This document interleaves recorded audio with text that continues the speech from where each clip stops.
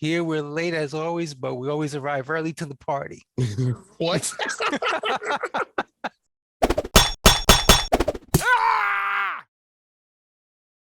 What's good, internet? The Broheim Boys are back. I am Face Mason alongside my brother, the Retro King, Guilo. How are you today, man? What's up, brother? Here we're late as always, but we always arrive early to the party. What? I mean, all right. If that, I mean, we'll go with that one. We are the Broheim Syndicate. This is, as always, our show where we chat about gaming, pop culture, and all the other good stuff. And on this episode, we're talking about the Xbox and Bethesda showcase that happened about a week ago or whatever. We're not going to talk about all the games, just the games that stood out to us as we normally do. But before we get into that, I need you guys to do me a favor. Just quickly, subscribe if you haven't. Like the video, hit the notification bell. It helps us. Nothing comes out your pocket. It's just a little bit of time, that's all. And let's get into this thing now. Let's just fucking go, man. So they had 1 billion games they showed. No, over 30 games they showed. We're going to go to, again, our favorites or whatever stood out to us.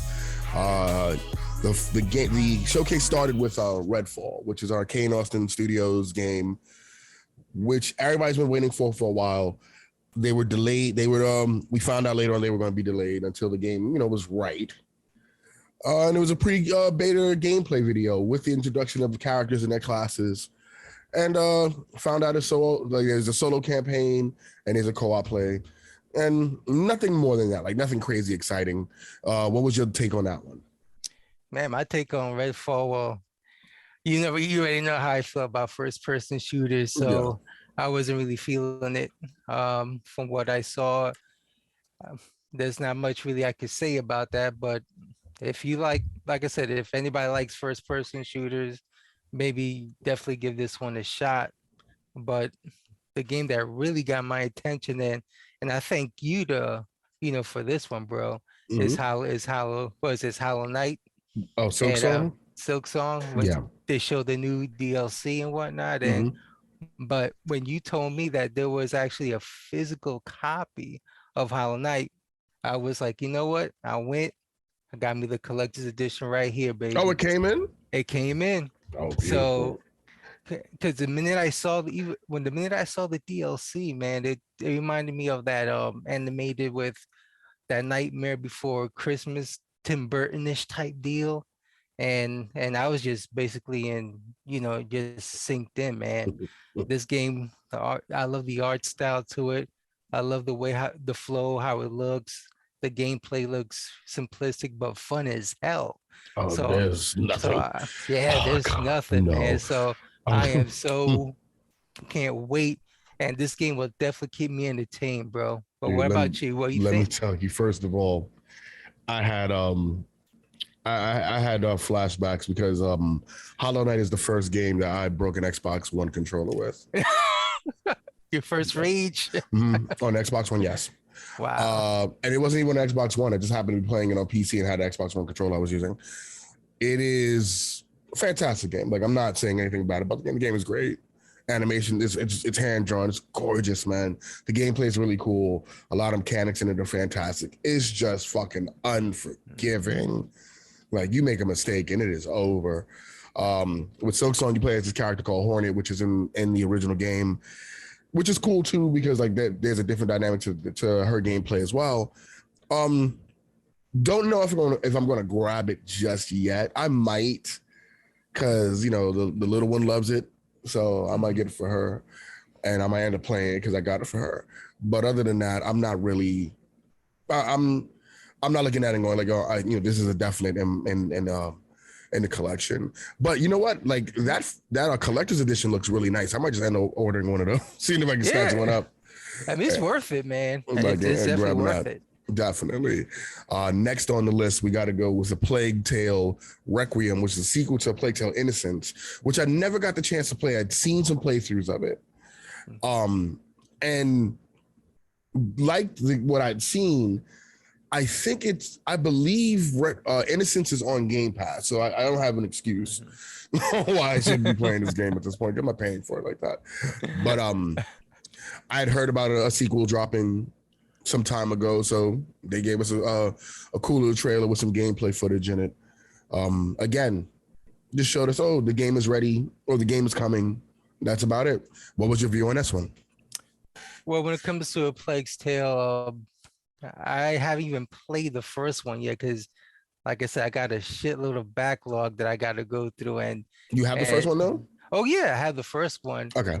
And the reason why that series kind of stood me out is I think about it as imagine the Last of Us, but instead of zombies, it's the plague and a whole bunch of rats, and you just trying to go from point A to point B, just trying to escape this whole mess of illness and all that crazy shit that they're Mm-hmm. going through. And but from what I saw, I mean, it looks really good. Yeah. I I definitely like the graphics on it. And that kind of definitely pulled me in, and I love that style, that kind of style of play, man. This game looks good, and I can't wait when it comes out, man. So, Mm-hmm. but the next one, bro, this one really caught me really good. It was that new Forza Motorsport, man. Hey, yo, let me tell you, I don't know, but man, this game, it doesn't even look like a game, man. This game looks too real for me. Oh, I mean, you got God, bro. amazing graphics, the detail when it comes to like destruction mode to the cars, Yeah. Yeah. and then you have like the sun reflecting off the window and everything, and then you Yeah. had and the stages, man, the Yeah. stages that waterfall that they showed us, Oh my man. God, dude. And the foliage of the leaves falling. Yeah, foliage is great. Damn, what I, can they wa- do? I watched the video, or I started to watch it, but I didn't get a chance to finish it. Digital Foundry did a video that broke down Mm, what the actual, because like that wasn't an Xbox version. That was they admitted that was a PC version that they captured the footage off of. It's running at 4K 60, which is really really hard to do on one of the highest end PCs, right? A lot of these systems, according to them, like a lot of these systems aren't capable of doing it on that level, like to maintain a full 60 frames per second at 4K resolution is pretty difficult. So technologically, the engine is doing some things, like taking some shortcuts to make sure it looks that way, right? But outside of that, outside the tech stuff, they showed up a lot of their new tech stuff for the game. This is what we're doing for this and that, and lighting, dynamic lighting and nighttime, daytime, all that stuff that they usually show for every racing game that ever comes out. This is the new technology we're going to use. All that being said, that shit looks so good. It looks so fucking amazing. You're right, man. The water effects in this game. There was a couple of times I think we both were like, look at the fucking water, man. Like, just like fuck the racing. Do you see how nice this water looks? what? I wanted to go in there and go skinny dip and screw But that yeah, like, shit. dude. But when you're looking at the cars, like when they were getting Yeah. like close ups as they were driving, and you're just looking at like how beautiful these cars are, man. Mhm. And even downside with the new Gran Turismo, I got to put that in there because the newest Gran Turismo looked that good. It looks amazing, but Turn 10 does some shit Mm. with their fucking games, man. That's always I was a big Gran Turismo guy. You couldn't tell me anything else was better. Forza was the series that made me realize that there was another racing game out there. A racing sim that was that good, that can look that good. Now, like Forza has become the standard Yeah. for racing games, in my opinion. I can't speak for anybody else, but Forza has definitely become the standard. And speaking of that, with that being said, I want to jump into this next one because I feel like what they've done with this series has become the standard in like arcade, like racing games, and that's the Hot Wheels edition for Forza Horizon 5.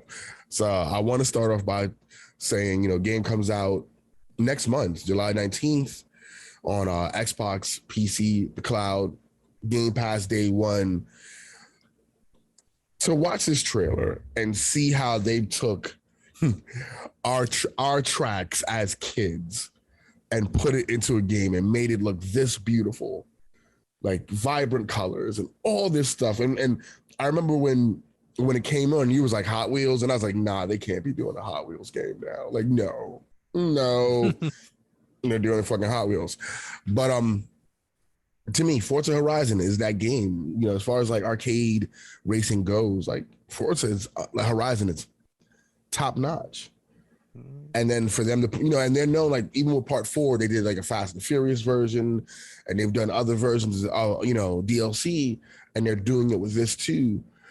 I mean, it looks fun as fuck, man. And Forza 5 or Horizon 5, I had so much fun just driving around and not even racing. Like just driving and opening up the area and going around and going on top and like just taking cool photos, like screenshots and shit. Fucking amazing game, man. Oh wow, man. Like I'm gonna be totally honest. I mean, I'm not really too familiar with the whole Forza franchise, Yeah. but when we saw this trailer and we were just talking and just goofing off because we just saw the tracks, and even we kind of said it like, man, this looks like Hot Wheels. And Yeah. then when they actually gave the big reveal and the actual name of the game, and we pretty much called it on the head. And yo, it looks really fun to play. It looks like one of those games where if you have a couple of hours to kill and you're bored, I mean, why not play this game? I mean, it looks entertaining, especially the level design, the tracks. Yeah. I mean, you name it, and they really did a good job. And I can't wait to uh, try this one. yeah, and the good thing about it, a lot of these games that we're talking about is on what Game Pass. So Day uh, one. day one. Day one So on Game Pass type shit. I think I'm gonna check this one out just for the hell of it, You're bro. not coming out of your pocket extra. So Exactly. like that's the good thing about it. That's the great thing about it, man.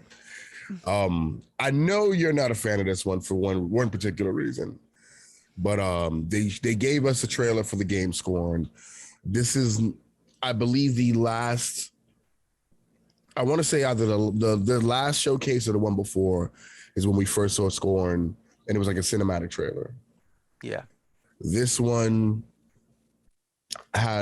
was kind of a gameplay trailer, first person horror game in the style of H.R. Giger, which to me that's the thing that pulled me in about it, and I wanted to give it a try.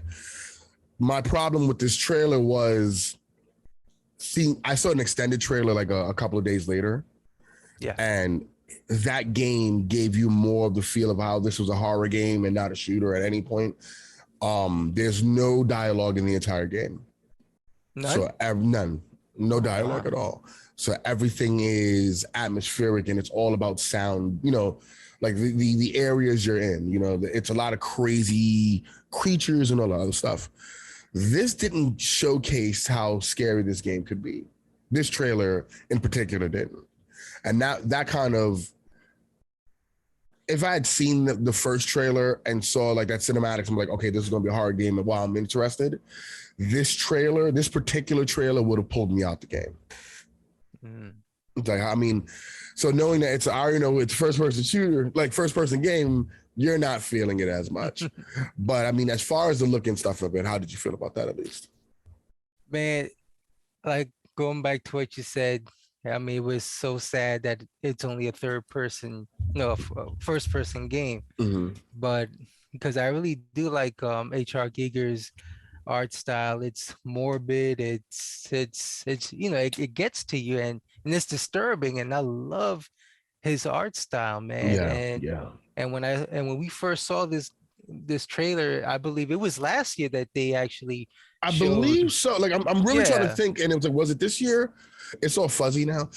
Like Yeah, all these it was showcases we didn't see. it was in It's all last year's fuzzy. Xbox showcase because they showed Okay. like a little like a teaser trailer, and I looked at it and I was like, oh man, this looks like something out of HR Giger, and Mm-hmm. it was cool looking, but they didn't show you what type of the gameplay of it. Yeah. So when it was actually revealed in this Xbox game show that it was actually first person, I was taken aback, and I was really hoping that maybe we could have gotten like a first person third person mode maybe, but Something like no, that. that Someone will wasn't it. mod it on PC for you, and then you could do it Yeah, on there at least. yeah.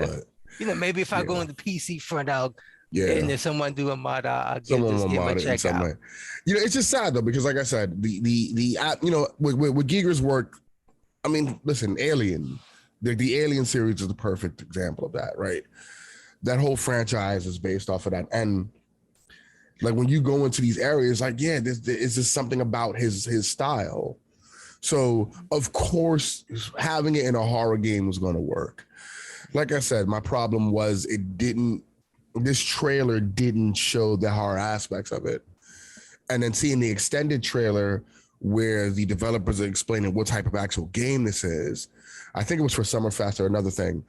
And seeing that, I was like, okay, that's great. So it's not a shooter, like resources are scarce, and it's a horror game. Why couldn't you put that together in this showcase to give us something, to grab us? Because like I said, if I hadn't seen that, this trailer right here would have kind of had, which it did before I saw that, like had me kind of questioning if I wanted to play it or not. Right. But And this one comes out in October this year, right? October 21st. So, which is cool. So, by the way, like we didn't even mention all the games that they showed at the showcase was said to be dropping within the next 12 months. Within the next 12 months. So that's a good thing because we're getting some stuff that we'll actually get to play in 12 months. Within these the 12 months that are coming. So I thought that was a cool thing. I think that was a really good thing because we've been always getting stuff and it's like, oh, coming 2 years from now or coming soon and you don't get a date. But knowing that all of these games are dropping within the next year, that things will change. Delays will come and whatever, or they might shoot them forward a little and give us these games earlier. But at least we're getting them as soon as possible. Right. Yep. You should take the next one. Well, the next one, they only showed a trailer, but I'm kind of keeping some high hopes about this one. Mm-hmm. And it's what I think it's Flintlock, The Siege of Dawn, which comes out next year. Mm-hmm. And from what they showed of the trailer, it looks interesting. So my high hopes for this game is I'm hoping it might be a nice, cool hack and slash because that's what the trailer kind of entails, in my opinion, when I saw it. Okay. So by seeing that, I'm definitely interested in this one, and hopefully, maybe I might be right. If it is a hack and slash, it'd be good, or if it's open world, who knows? But from what they showed, it's only a first impression of a trailer, and all we gotta wait is to see when gameplay comes out, and 2023, that's the release date for that, bro. So what do you early think? spring. I think it's spring 2023. Yeah. It looks like an action adventure game. We saw the magic and melee driven combat stuff. No real, like that's the most we got out of gameplay. Like it was nothing more than that. It wasn't anything on a level where we're looking at it and going, okay, like this is the complexity of the combat system, or that this is there's so much more to it.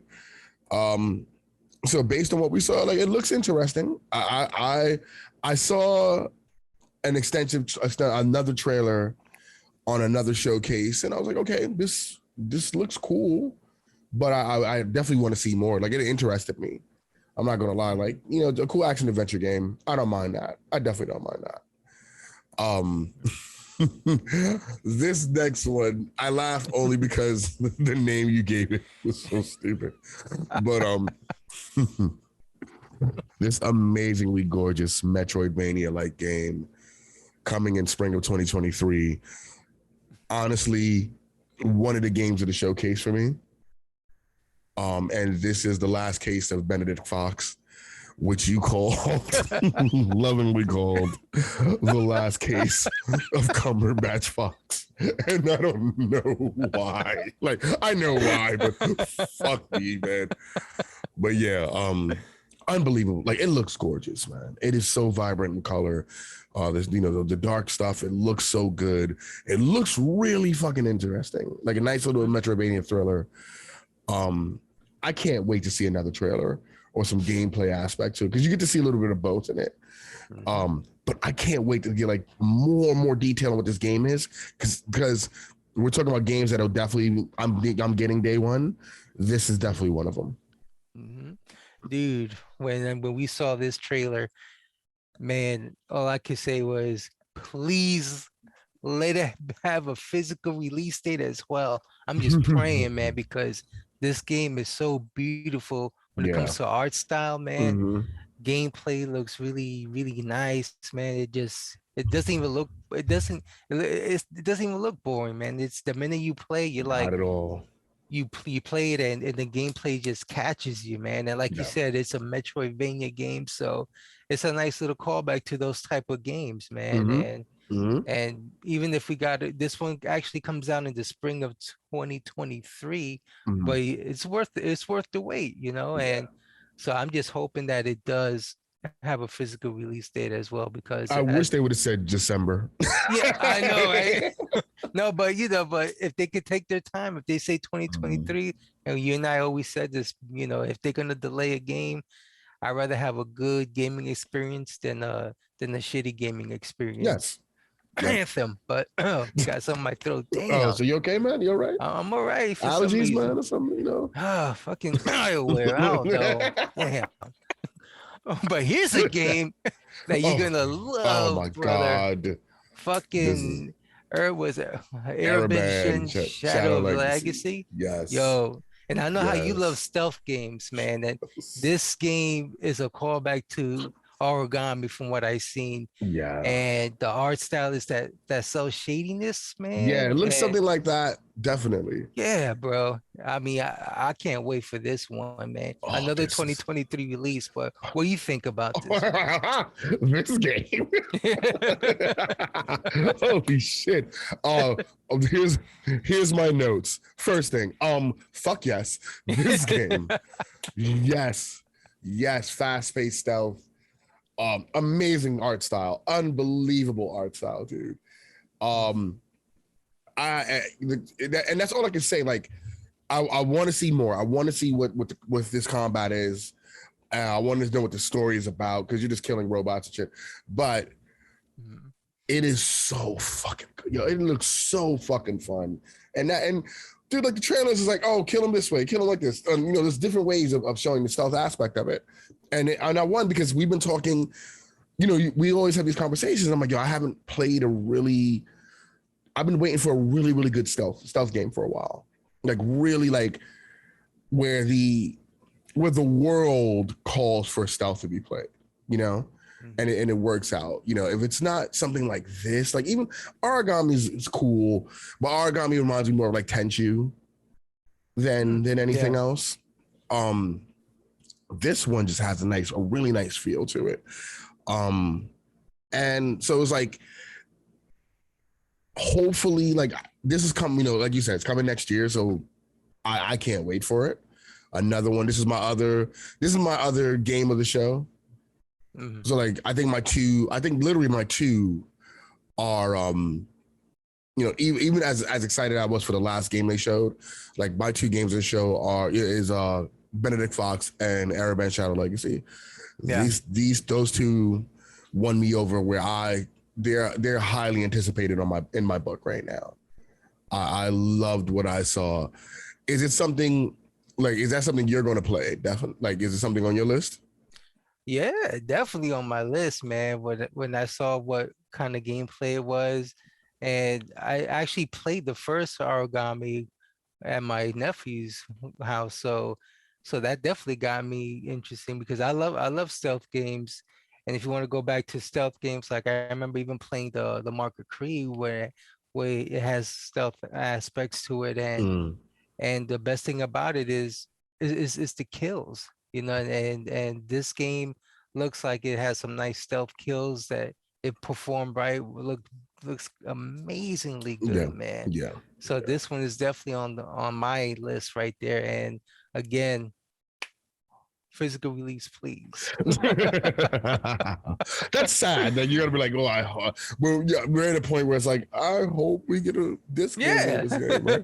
It fucking sucks, bro. But I mean, what can you say? Limited run, super rare game. Somebody, hopefully, Somebody pick will it up. We'll do some cool shit, you know, signature edition, please, please. Pretty please. Yeah. This next one, I really want, when this comes out, I want to play this with you so badly because I know you've never played any game from the series. You've seen them, and I know you'll love the fuck out of it. You will love playing this so badly. Diablo 4 announced a new class, Necromancer class. I believe this is the final of the class announcements. Probably the next trailer will be, you know, full game, like a real cool gameplay aspect. And hey, this is the day the game is coming out. Coming in 2023, possibly coming to Game Pass. We don't know yet. You know, even though, you know, it's a Blizzard game and Microsoft basically owns them, they didn't announce if this game will be a Game Pass game. But I would assume it's going to be. You know, by that time it should be. But it's fucking Diablo, and it looks fantastic, and it's coming to console, it's coming to PC. And like I said, I want to play this with you definitely. Like when this comes, we got to play this. We got to download and play it day one. It's got to be one of those things. What was, you know, seeing this one after seeing all the other ones you've seen? What's your thought process on what Diablo is? Well, Diablo 4, I believe originally the Diablo series was originally on PC, right? But and I was never a PC gamer to begin with, but seeing that this is actually coming out for Xbox, I love the Dungeons and Dragons style of the game. The animation is gorgeous, looks beautiful, and definitely it'll warp you into that world, and you definitely want to play that game. So, because originally I know it's not, but it looked like a hack and slash, but I know you told me that it's more than that. That it's not that at all. And I know there's a lot of spells and summonses, and it's because, you know, some people hear the phrase hack and slash, and it translates to mindless combat. Yeah, you know, like you just go in and smash combat, and this is not that. Like it's not mindless, definitely not. Like you know, you can fucking die easily if you have no clue what you're doing in this game. You really gotta know what to do. Yeah, you have to pay attention to your stuff. It's like any real, like it's any crazy type of like truly combat based game. Like these, you have to, you know, pay attention. It's the fun is in the detail. It's like it's having a great build that can do a lot of fucking damage. And you know, the stories are always pretty cool. But the gameplay aspect of it is always great, man. Like Diablo 3, I remember playing a good amount of. To me, it's more fun when you play with your friends than it is, you know, solo. I was doing solo runs in the game too, and it's cool. But when I play, you know, like multiplayer, like co-op, unreal. So I can't. Like I said, when this comes out, I definitely want to run this with you. You know, as someone who's never gotten a chance to play a Diablo game, I think that to see your experience with it would be really, really interesting. Yeah, I'm down for it. This will definitely be a game for me, a good introduction to the Diablo series. And I mean, you're gonna have to hold my hand on this one. Listen, I haven't played in so long. We're both basically experiencing Diablo again for the first time. So it's not even like and it wasn't like I was amazing in Diablo 3 anyway. Like I was getting run through a lot of stuff and being taught the essence of it or whatever. Like the guide, I was being guided through the whole thing. And like I said, when I would play, and I was playing with guys who were 10 times better than me. And, you know, I held my own at certain aspects, but there are points in that game where I was getting one-shotted by fucking bosses, dude. Wow. Because, you know, I'm not that far up in level, but these guys are. So, you know, it scales with them, not with me. So I'm just walking through like, hey, like it's like the little brother that walks and hangs out with his big brother, and I'm just getting fucking destroyed you know. And the funny thing is, like, we would be in these points where I was getting all the aggro because I was a lower level, so all the enemies were running past them straight to me, and I'm like, what's going on? Why are you coming to me? just screaming, and these my boys are on the fucking floor dying, and I'm like, yo, this ain't cool. It's not cool at all. But I had fun. I had a shit ton. Like, it was so fun, and I forgot why. Oh, I think my PC broke down. That's why I stopped playing it. That Now, PC stopped working. now how's the grinding aspect of the game when it comes to leveling up? It doesn't feel like a grind. You just go in and you just kill shit. You go in, you kill a bunch of shit. You get a bunch of cool fucking gear, you know, and you just keep going. It never feels grindy. That's the one thing about like any Diablo game. You can grind all day. It doesn't feel like you're grinding. You're just playing through a game. Oh, good. So you'll like it a lot. This next game though, not based on the movie with a bunch of old people in it.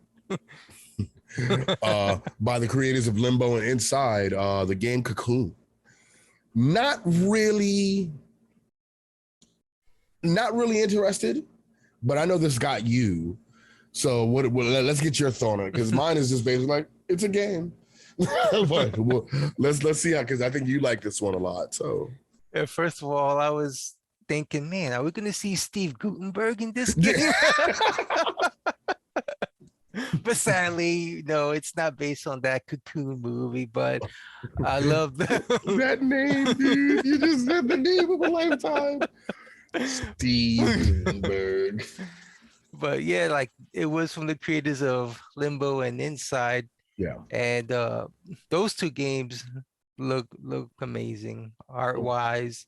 Side scrollers, those are fun to play. Yeah. But Cocoon, the reason why it caught me is it's like a top-down puzzle action adventure game, but the graphics looks artsy as well. Mm-hmm. And one thing about games, and it kind of goes back to even the old school games, is besides gameplay, I always say it's presentation. If it looks beautiful, majestic, I guess would be a good word for it. It'll hold my interest, because I love those artsy type games like Ori and the Blind Forest, just to name that game specifically when it comes to graphics and art style. And when it comes to games like that specifically, I would give it a definitely I guess around for its money. You know, I would definitely give it a look at. But this game, this comes out, I believe, next year for Xbox and PC. So they did say that. I didn't realize they gave us thing. Okay. So it'll be good. It'll be good. And if it's if it's gonna, I'm assuming it'll be on Game Pass. So we have to assume that all these games are going to be on Game Pass. We got to, whether it's day one or at one point. We gotta see, like, yeah, this is gonna happen. It'll be on Game Pass. I know, man. I'm hoping so. That way, if it sucks, let's say hypothetically, at least I don't have to worry about spending that money. But if it's good, you know what's gonna be my next question? Physical, please, please. Gaming Jesus, please give us. I know it's a shame, like you said, but man, it's crazy. It's just like this. It's crazy, brother. It's crazy, but I mean, this is the world we live in now. It's like we're more attuned, like, is that 50-50 deal? Where it's like we're going to get we know the AAA games we're getting, you know, is going to be physical, but these smaller indie games, you know, or smaller companies, with the exception of like Blizzard, obviously. But, you know, like those games, we're going to get we're more likely to get a digital release and nothing physical. You know, like the funny thing with Diablo, like Diablo 3 had a physical release, I believe. Okay. It may have. I don't know. I might be misremembering, but was it Diablo Remastered or something like that? That was I'm not sure. I don't fucking remember, and I'm not going to look it up right now because fuck it. But I don't feel like doing that. But yeah, like I remember seeing it, unless they had a case. I remember seeing a GameStop, and I think unless they had a case and just gave you a code, you know, like on a receipt and shit. But I remember seeing a case at GameStop for it. I just don't remember. I didn't buy it, so I don't remember it. They cuphead you. That's what they did. Yeah. A case of fucking digital code. But no, I don't think they sold you the case. I think they had a display case up. Oh, okay. Like that's what I'm saying. I never seen anybody buy it. because everybody I know who played it had it on PC. So I don't know anybody who had it on Xbox, like on console. So I'm not sure about that. Are you familiar with our next series, the Persona series, by any chance? You know what? It's weird because it's a JRPG, and then they Mm-hmm. also made a fighting game for it, if I'm not Yes, mistaken. they did. Yes, they did. I never played it. I think was it Atlas that came out with Mm-hmm. the Yes, they did. so yeah, I have never played any of them, just to be honest here, Yeah. but I know that the collection of Persona 3 Portable, Persona 4 Golden, and Persona 5 Royale Mm-hmm. comes out in October of this year. October. So if it's on Game Pass day one, I It think I is. might. It is, It and is. I'll dabble in it. So Phil Spencer had made a comment some time ago that he was going to push to get more JRPGs, and Persona was a Mhm. series that he wanted to get on the system for a long time. We knew Persona from like the PlayStation 2 days, the PS3 days. Um, Atlas has some amazingly crazy JRPGs, some of the best in gaming. Um, I forgot he had made this comment about getting the series until like he announced that we're getting the series, right? And I Right. was like, holy shit, he did talk about this some time ago. Because remember the last showcase was a commercial for Game Pass in Japan, basically. And then like, oh, we're gonna have this. Hey guys, Japan Game Pass, you can get it too. But it in the interviews after that, he had stated he wanted to get this series, and he got it. And we're getting it on Game Pass, and it's coming out in October. So for those who've never had a PlayStation, they get an opportunity to play Persona, and they're great games. They're crazy, but they're great games. And Good. so I want you. This one, which was a lot of people's game of show. I want you to talk about this one first. Mhm. Go for the gold, man. Yo, I remember when Xbox got ridiculed because Starfield was delayed and got delayed till next year. Mm-hmm. But you know what? Like I said before, I'd rather it be delayed and give us a fantastic gaming experience.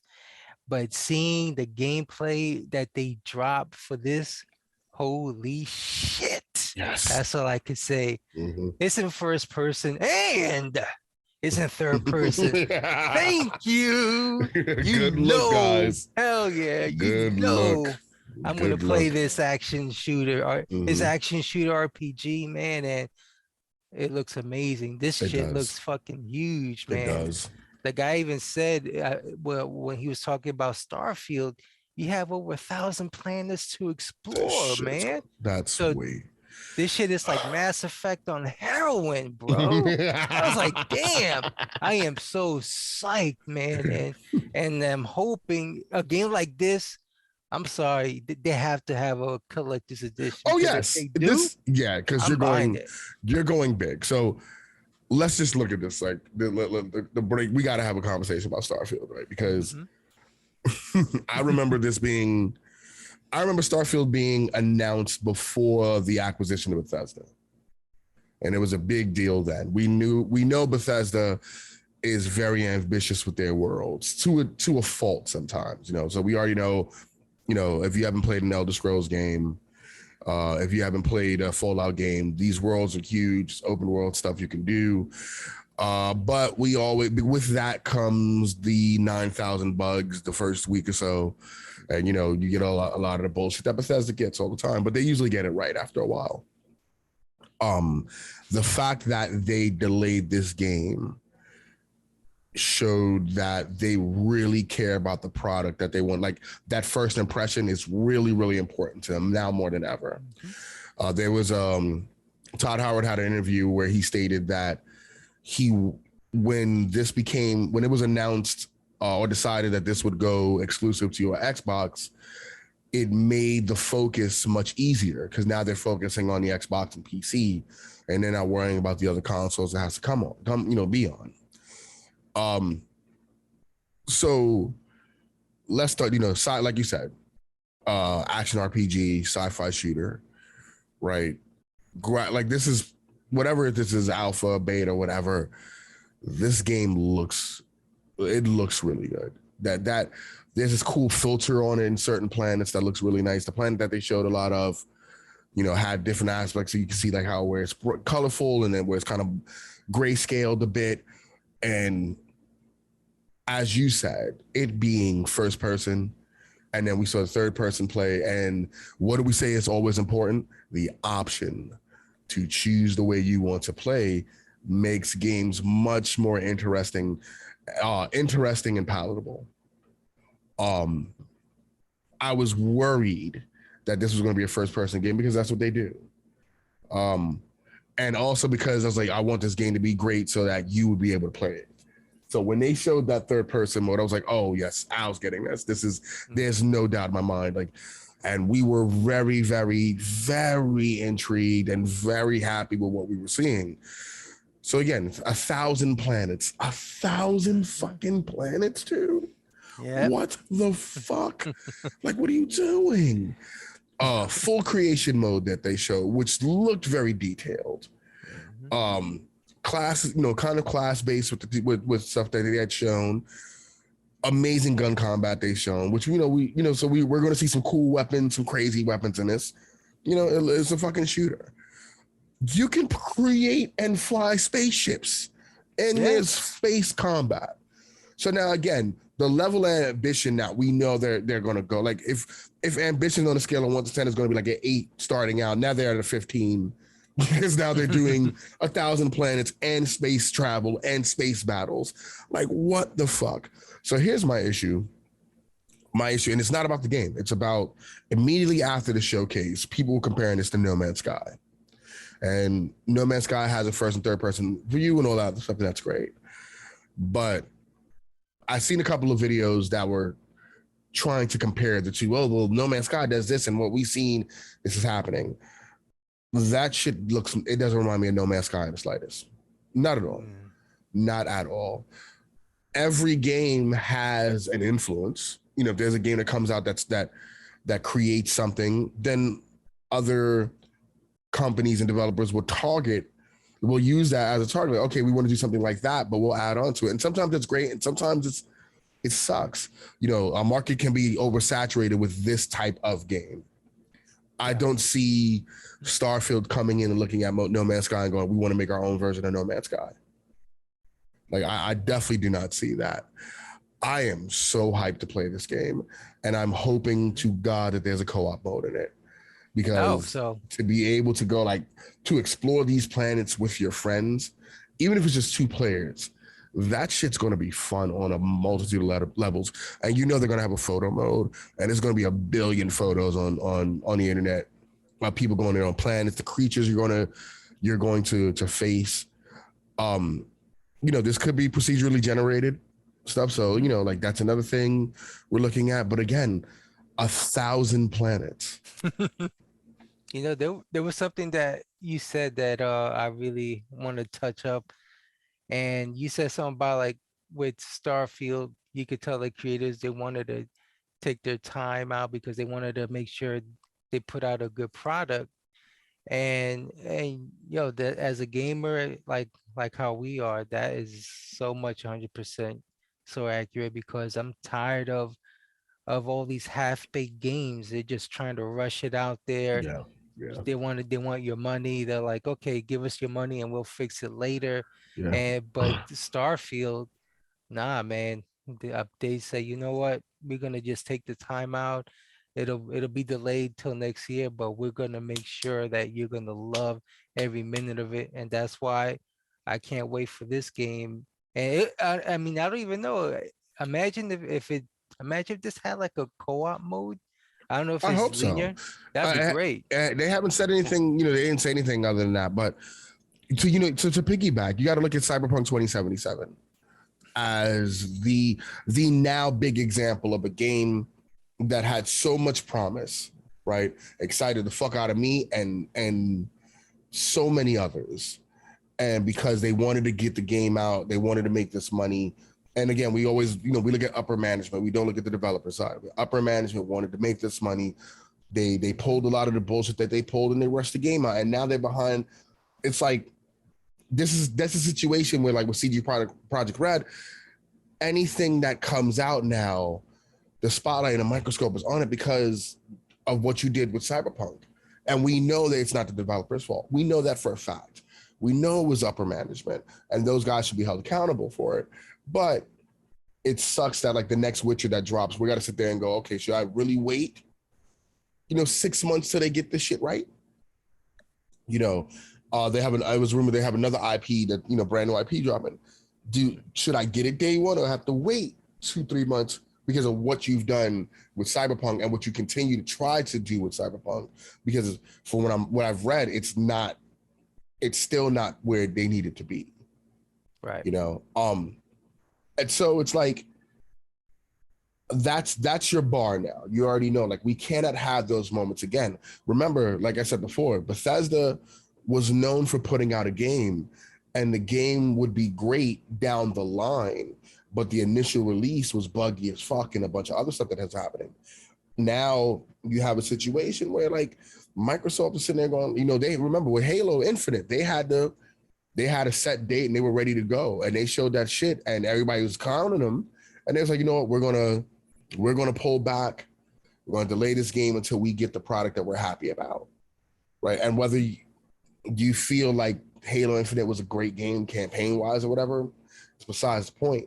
The fact that they were willing to take that chance and delay it a few months or some time and then drop it later on.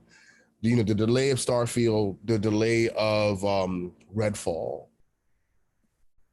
shows you that these companies are willing to now take their time. And again, that first impression is just as important as where the game ends up being down the line. We already know games are going to always get released with some bugs. We found, listen, I've had a bunch of new games I've played that have crashed, that have bugged the fuck out. I forgot what game it is on the Switch that I just read about that has a game breaking bug where you can't, like, literally you can't finish the game. Oh wow! I forgot it, and just came out too. I was just reading it and I'm having a brain fart, but like. The Witcher was the same thing. When Witcher 3 dropped, they had that game breaking bug on the PlayStation that stopped me from playing it for years. So, we know that happens. You get the bugs that you can't, they can't get everything. It's impossible. No one puts out a perfect game. But, what my only fear in this case is because this is so ambitious, like it's over the top, dude. This shit is crazy. Like what they're telling us they're attempting to do is so nuts. Mm-hmm.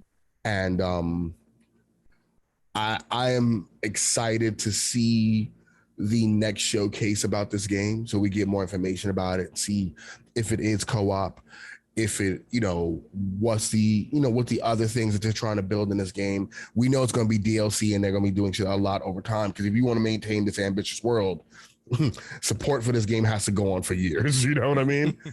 Oh, and yeah. So, and they're still supporting Fallout 76 to this day. So, I was left wanting more in a good way.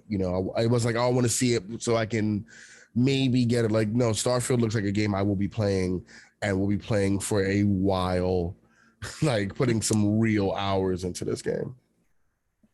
Man, me too, man. I remember when you just said about the space exploration and you could fly spaceships and just the fact that you could go to these planets in game. Yeah. It looks fantastic. And you can build the spaceships. You can build them. You could, Yeah, I like mean, how good is cool. that? I mean, I can't wait, bro. This game's gonna be great. This is so cool, man. So with that being the showcase, let me ask you first, like, is there anything that you had wished you had seen, or like, or was there anything that really that you wish would have grabbed you that you did see but just didn't grab you the right way? Honestly, the whole presentation was I definitely enjoyed it from the last one they had, Okay. and with that being said, I like the fact that they showed a majority of these games are going to be available on Game Pass day one because Yeah. think about it, lately Game Pass has been kind of stale and Yes, it has. they needed that these games to make Game Pass much better again. So announcing all these games that coming out this year and then next year, it makes you be like, okay, I think I'm going to hold on to Game Pass, and it gives you a much better idea, I guess, a much better, I guess, when you purchase your Game Pass, you don't want to like all of a sudden I'm going to cancel because ain't shit to play. But nah, Hmm. after watching this showcase, I was really impressed, and I was also impressed that not every game is in first person because Bethesda is fucking known for that shit. And and I'm glad that they mixed it up. There's a variety Yeah. is Yeah. that is the best word for it. I think Yeah. variety to me was the key factor in the showcase. Hmm. But the heavy hitters for me besides Starfield, the Hollow Knight DLC, Yeah. for me a Plague's Tale Requiem, definitely Forza Motorsports because I love just the visuals of that game. I just want to hop in the car and just play that shit. Hmm. And then last but not least, definitely it's Everborn, Shadow Legacy, and the Yeah. last case of Benedict Fox, not Cumberbatch, but Fox. But what that about you, bro? What got um you? so you know what, I was a little, I can't say upset, like I did want to, and maybe it's the timing because they really can't say much yet about it, but I wanted to get an idea or announcement about Deathloop coming to the Xbox. It was, they had to honor the year exclusivity, which they did. It's on PC, it's on PlayStation 5. um it's a fantastic game, dude. It is so good. I had so much fun playing that game and running through, trying to run through it, like half-ass speed running and stuff. Um, Definitely a great game, and I wanted to see what that was going to be, and so they didn't give us that. So maybe I think they came out in, I think it came out fall of last year. So maybe because that year isn't up yet, that's why they haven't said anything. But I wanted to see that. That's the one thing I was like, oh, I hope we see that because I want to see if they added some new stuff to it. If there's some new DLC that they're going to come out with. Because the one thing Phil Spencer did say that any game that does go multi-platform, the best version of that game will be on Xbox. Hmm. So I wanted to see what that was going to be, but we didn't get anything on that, which sucked. All in all, though, like Starfield was great. Last Cases of Benedict Fox, fantastic. Arabelle Shadow, like you said, definitely amazing. So, um, I would give this a, like, out of 10, I would give it like a 7, maybe 7 or 8, easily. Like 7.5 to an 8 would work for me. They showed some good stuff. So it was over 30 games, and they're all coming within a year, which is great. So it allows us to get excited and not forget that this game is coming. And that's the cool thing about it. I felt like they did a good job. Um, and just because these were the games that stuck out didn't mean that all the games on there were trash. Like the games that we didn't mention sucked. It's like these are the games that we felt were like noteworthy for us to talk about, though. So I enjoyed it. I definitely enjoyed it. It was an hour and change, and I never felt like, oh my God, like when is this going to end? And that's the thing. Like a lot of the last set of showcases from last year, definitely, man, we're kind of like, oh, Like we're gonna, Ubisoft. oh my God, we didn't even finish that shit. I think we saw like 20 minutes of that and was like, oh, not even, like maybe like 10. I was like, I can't do this. This is horrible. Yeah, we were done. Yeah, this, you know, and then again, comparing this to their last set of showcases, last at least last two of them, um, this was better than that. Much more focused, and they did a fantastic job. And I want to say this too because Mhm. I'm running a blank on the guy, but there's this guy that I follow on Twitter in the gaming world, and matter of fact, you know what, like, and he is he's really big on pushing uh inclusion in the gaming world, right? And we're talking about like on a disability front, right? Mhm. And I love his he's actually hosted a few of Steve Saylor is the guy. He's actually hosted a couple of the showcases that you and I've watched. Love his energy and everything. And after this and after Summer Games Fest and a couple of other showcases, he puts up a video, um, and he talks about how nobody really um, put thought into the showcases to make people with disabilities feel like they were included, except Xbox. Um, and when you think about it, right? So Microsoft has the the big controller. So if you're disabled, you can use that and plug in your other devices into it. So you can, if you're disabled, you can play Xbox games, right? Which gives it's another step toward inclusion. And he was talking about the fact that they had a hearing impaired translator, right? And they had closed caption, which worked, but it was like delayed or whatever, little things that they were doing. Remember we were talking about how even the sign language the translator were even like signing the sounds that were being Oh yeah. like played Yep. and stuff, which and so I watched this video and it's like a 5 or 6 minute video he does. Um, that was just so impactful because Al I've known for fucking 20 years. And, my wife, God rest her soul, was disabled.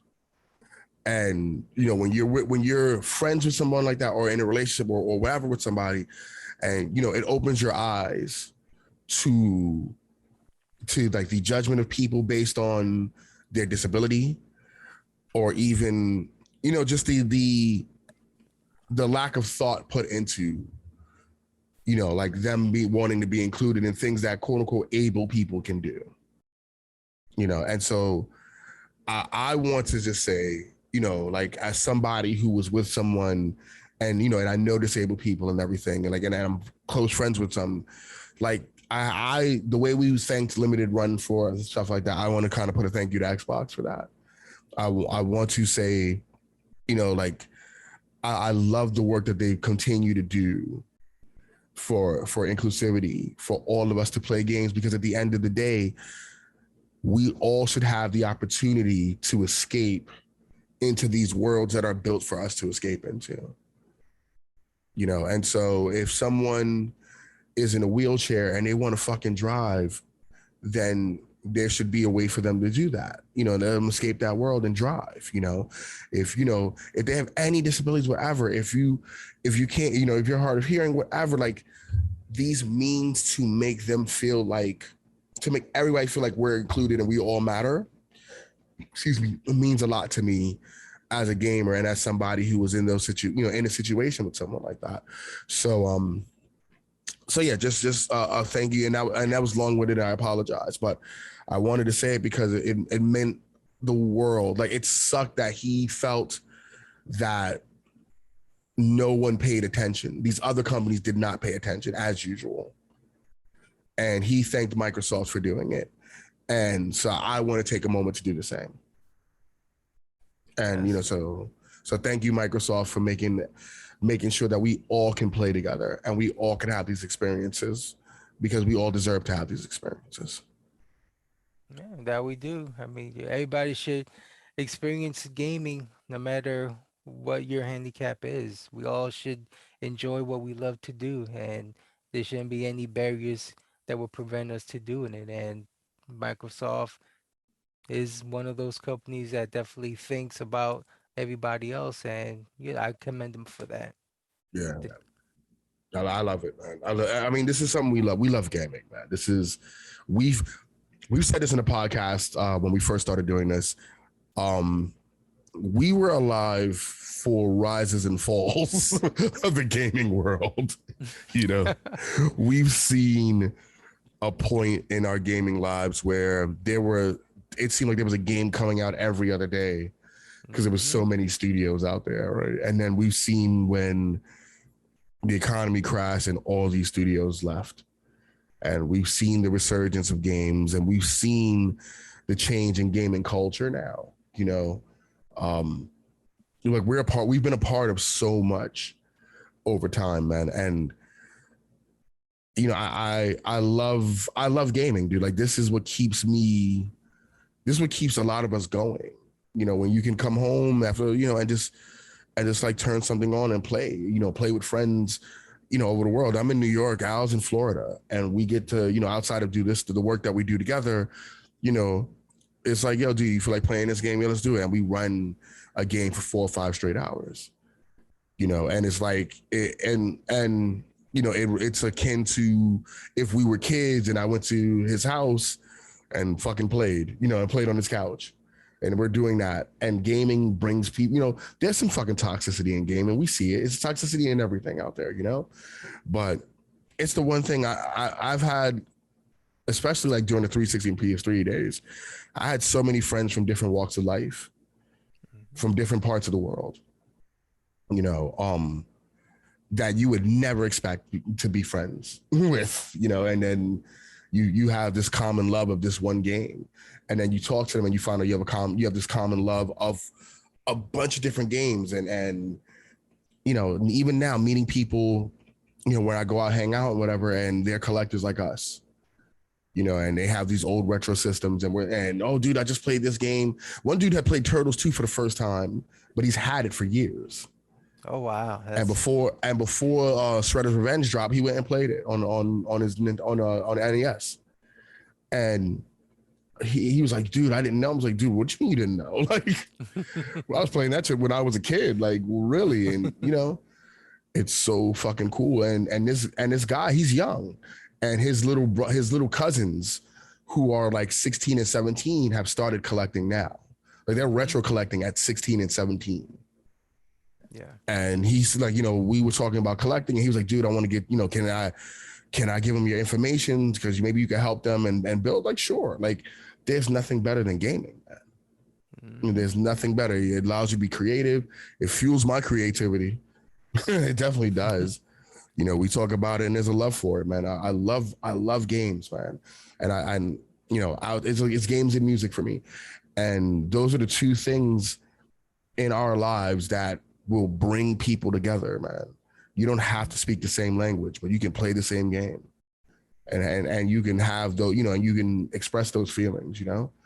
Um, But that's why, just to piggyback on what you said about retro gaming, that's why I believe and support wholeheartedly video game preservation.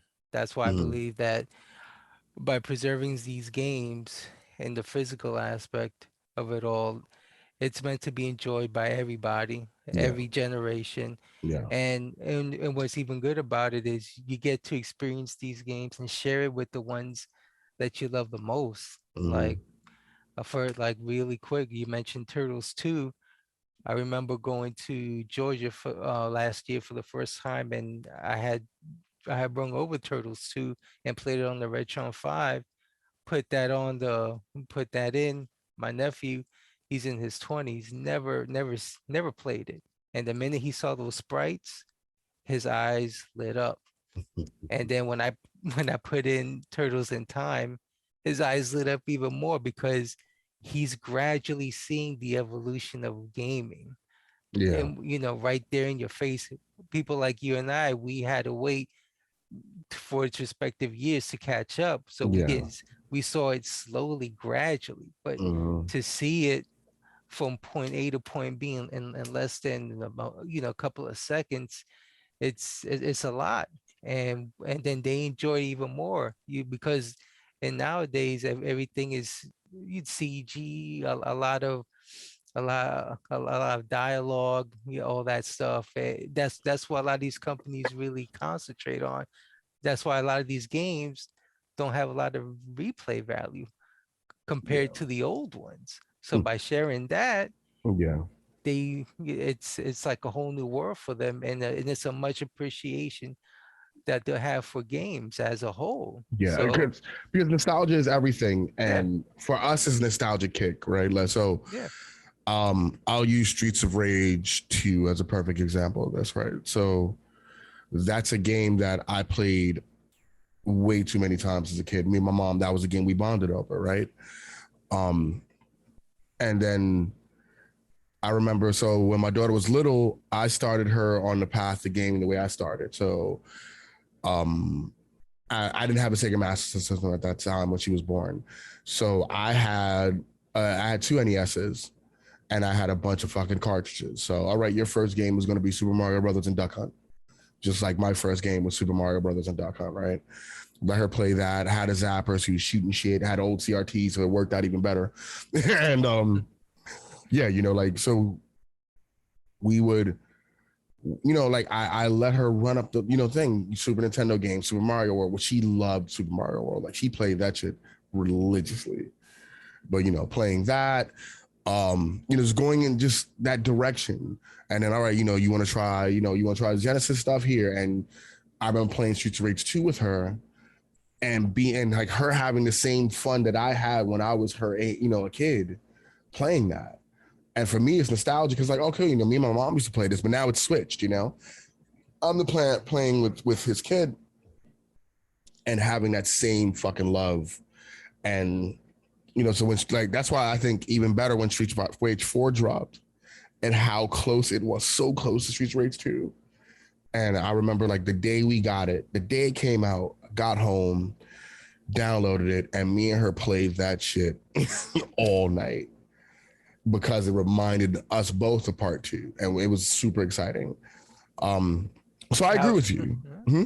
how about the secret callback levels Oh in yeah, we Streets of did. Rage Yeah, all 4? that too. And she was like, "Holy shit," Um, and the thing is, like you said, I agree with you. Game preservation is everything. Yeah. The way we preserve music, with vinyl, and if you have an old vinyl, if vinyl's made a comeback, and you want to buy old albums and vinyl, like you can. Um, like it's something about music and games that makes it different from movies. Like you can have an old laser disc and an old tape or whatever. It's like, okay, that's cool. I have a bunch of old videotapes too. But when I walk into someone's house and I see a game collection, I get so excited. Right. And I like the nerd in me and all that other stuff, but I just get super excited because like, holy shit, you have this too, and this is what you're doing. And I haven't seen this cart in forever, and just knowing that game is out there and someone's playing it, I think it's cool. Like I don't mind emulation at all. Like, I mean, listen, my game party used to have emulated systems. So like emulation is great for game preservation. Like if I want ROMs because I don't want to take these games out of their sleeves, or I want digital versions, I'm fine. Like I love that aspect of things too. But I understand why people are like, I want this physical, this tangible thing in my hand. I get all that too. But going back to retro gaming, retro collecting, it's like, yeah, man, like it's giving these things a second and third life because you have a family member or a friend who has a kid or whatever, and they're playing this stuff now. Like they're playing this shit with fantastic graphics and ray tracing and all this shit. And they get excited by tiny ass pixel man jumping and hitting fucking question mark boxes. They're getting excited about a big monkey throwing barrels down a fucking, down the stage.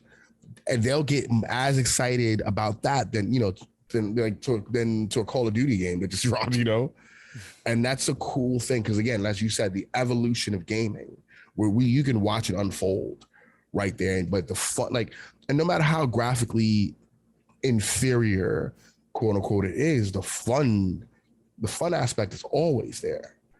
We can go back and play a Mario Brothers. We can play a Turtles game. We can play Streets of Rage. You can play Final Fight. We can play old Street Fighter 2 and still have fun, dude. And what's coming out now? Like what do we see coming out right now? it's a bunch of collecting game, a whole bunch of, you know, fill in the blank collector's editions, you know, collection, anniversary collections, you know, second stadium collections. All these companies are coming out and re-releasing their old games because there's a market for this shit. And the fun factor is still there, man. Like, we're begging for these franchises to be revitalized. You know, .emu and like and Tribute are doing it and giving and showing that there's life in these franchises as a whole. You know, they're doing it now, and we're asking for this stuff. Like, yo, give us a new this whatever game. You know, give us this game. That'd be fucking great. Give us this now. You know, give us some more beat 'em ups. Give us some more shmups. You know, remake and re-release these shmups. Whatever, like all these old games that we go to arcade and play for fucking hours and spend all this money on, we would love to play these again. You have more, like now we have more like arcades coming up, you know, whether they're barcades or they're secret arcades and, you know, whatever, but you have more of these. Like, look at One Up Arcade. Like, you have, like, they're building machines and people are collecting these things. Yeah. You know, so again, we talk about, you know, we're part of a massive resurgence of a different level now.